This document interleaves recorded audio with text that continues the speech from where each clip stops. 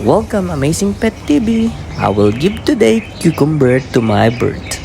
Cucumbers can be a healthy addition to a Budgies diet in moderation. They are low in calories and provide hydration, along with some vitamins and minerals.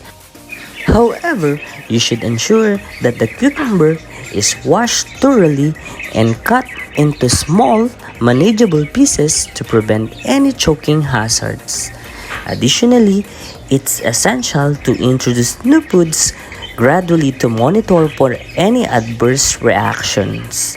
While some budgies enjoy cucumbers, others may not show interest, so it's always a good idea to offer a variety of fresh fruits and vegetables to ensure a balanced diet for your better friend.